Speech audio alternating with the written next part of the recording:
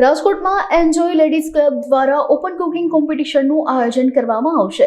Pacific jewellers અને venue partner Kathiawad જલસાના સહયોગથી યોજાનારી સ્પર્ધા શુક્રવારે બપોરે 3 વાગ્યે હોટલ કાઠિયાવાડ જલસા ખાતે યોજાશે. આ સ્પર્ધામાં 2 મુખ્ય કેટેગરી છે, પંજાબી ફૂડ અને કાઠિયાવાડી ફૂડ.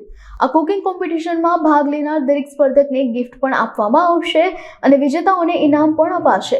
એન્જોય લેડીઝ ક્લબના સભ્યોએ અબતક મીડિયાની મુલાકાત લઈ વધુ માહિતી પૂરી પાડી હતી. મારું નામ દિવ્યા સાયાણી છે.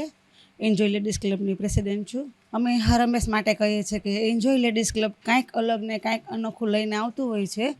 એમ આ વખતે પણ અમે એક ઓપન રાજકોટ કુકિંગ કોમ્પિટિશનનું આયોજન કર્યું છે 12 તારીખે, જેમાં અમારા વેન્યુ પાર્ટનર છે કાઠિયાવાડી જલસા અને મેઇન સ્પોન્સર છે અમારા પેસિફિક જ્વેલરીવાળા, સાથે મધુર ખાંડવાળા પણ જોડાયા છે અને ગિફ્ટિંગ પાર્ટનરમાં અમારા શ્રી ડેન્ટિસ્ટવાળા પણ જોડાયા છે.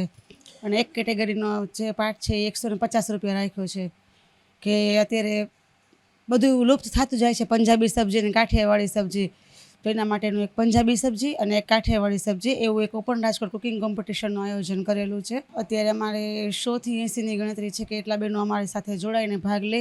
સાથે જેટલા બહેનો અમારી સાથે ભાગ લેશે બધાને અમે ખૂબ જ સરસ મજાની એવી શ્યોર ગિફ્ટ પણ આપવાના છે બધાને. એમાં અમે બંને કેટેગરીમાં 1 2 3 વિનર કરવાના છે અને વધુ થોડી એન્ટ્રી એમાં હશે તો અમે 4 5 રેન્ક દઈશું એમ. અને ઇનામ પણ સરસ મજાના અમે રાખ્યા છે તો આપશું. અને સાથે અમારા ગેસ્ટ પણ સરસ જોડાયા છે એવા જે રાજકોટના અમારા રઘુવંશી સમાજના અગ્રણી એવા કાશ્મીરાબેન નાથવાણી અમારા ચીફ ગેસ્ટમાં છે.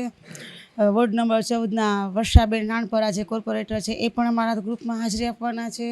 શિક્ષણ સમિતિના ચેરમેન વિક્રમભાઈ પૂજારા, શિક્ષણ સમિતિના ચેરમેન એ પણ હાજરી આપવાના. અરિહંત ઇવેન્ટના જે મેન છે મેહુલભાઈ રવાણી. અને હું હર હંમેશ કહું છું કે રાજકોટની આન બાન ને શાન એવા અમારા લોકલાડીલા હીરો કે જેનો અત્યારે 5મું મૂવી આવશે એવા હર્ષલ માકડ આવીને પણ અમારી ઇવેન્ટને એક યાદગાર બનાવવાના છે.